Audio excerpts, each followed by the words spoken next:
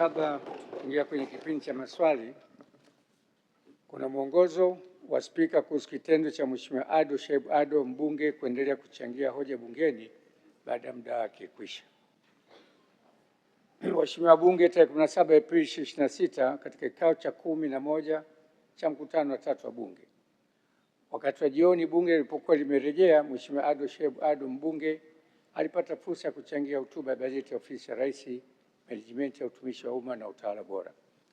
Mheshimiwa Bunge, mara baada muda wake wa kuchangia kwisha, kiti kilimjulisha juu ya swala hilo ili kutoa fursa kwa wabunge wengine.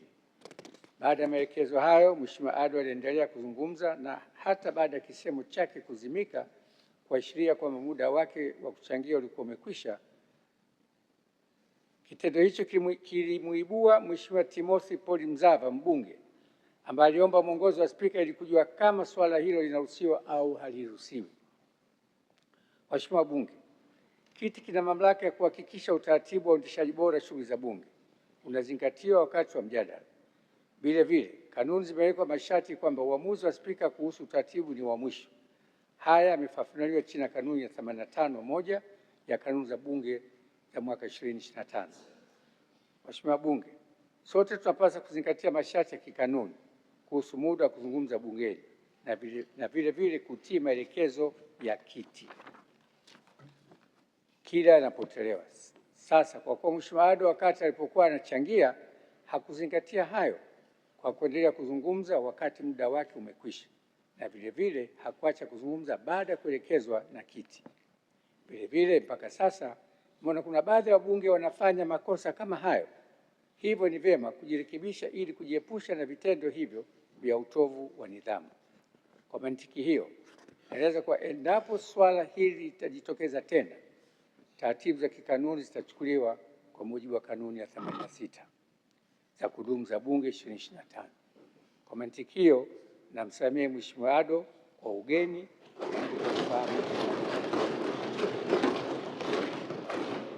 Mheshimiwa Bunge, jambo jingine ni kwamba Mheshimiwa Ado Shaibu Ado mbunge katika mchango wake aligusia kuhusu taarifa za mdhibiti na mkaguzi mkuu wa hesabu za serikali CAG ya mwaka 2023/2024. Taarifa hiyo pamoja na taarifa za ukaguzi wa mwaka 2024/2025 zimepelekwa kwenye kamati za kudumu za Bunge zinazosimamia matumizi ya fedha za umma, ikiwemo kamati ya kudumu ya Bunge ya hesabu za serikali za mitaa LAC, ambapo Mheshimiwa Ado Shaibu Ado ndiye mwenyekiti wa kamati hiyo. Taarifa CAG iliporejea ipo kwenye kamati anayoiongoza na bado haijafanyiwa kazi. Kwa mantiki hiyo, nasisitiza na kuelekeza kuwa masuala ambayo yamepelekwa kwenye kamati, wenye viti wa kamati hizo hawapasi kuyazungumza masuala hayo nje ya vikao vya kamati ili kuzingatia taratibu zilizowekwa na kanuni za Bunge. Mheshimiwa Bunge, Bunge ni chombo cha uwakilishi wa wananchi. Kwa mantiki hiyo, Bunge ni sauti halisi ya wananchi wa Tanzania kwa ustawi wa jamii zetu na kwa mustakabali wa taifa letu. Hivyo basi, ni muhimu kuzingatia kanuni zinazosimamia taratibu za mjadala bungeni, kwa sababu tunapozingatia taratibu hizo, mijadala itakuwa yenye tija na haitapotosha umma. Kwa kufanya hivyo, tunapunguza upotevu wa muda, hivyo kuwezesha wabunge wengi zaidi kupata fursa ya kuchangia hoja. Mheshimiwa Bunge, naomba kutumia fursa hii kuwapongeza wenyeviti wa Bunge kwa kazi nzuri wanazofanya ya kuongoza mijadala bungeni. Tuendelee kuwapa ushirikiano kama mnavyofanya kwangu. Nasisitiza kuwa kwa muda wote viongozi hao wanapoendesha vikao vya Bunge wanakuwa wanatekeleza madaraka ya Spika. Kwa msingi huo, maelekezo ya mwenyekiti wa Bunge yanatolewa bungeni ni maelekezo ya Spika kwa mujibu wa kanuni ya kudumu za Bunge 2025. Hivyo lazima tutambue na kuwapa heshima inayostahili. Mheshimiwa Bunge, ripoti ya CAG 23/24 kama mlivyofahamu haijaletwa bungeni bado.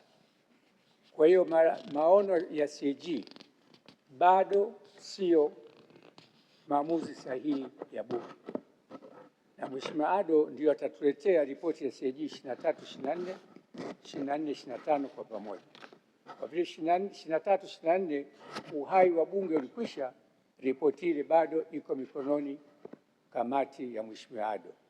Kwa Mheshimiwa Ado, ukishamaliza ripoti yako utakuja kutuletea mapendekezo ndani ya bunge hili, na bunge litatekeleza mapendekezo yako pamoja na bunge mtavotushirikisha, mtavotuamulia kwenye bunge. Niseme kwa lugha ya Kiswahili au lugha nyepesi, tukikaa sisi hapa, sisi ni marefarii, sio makocha.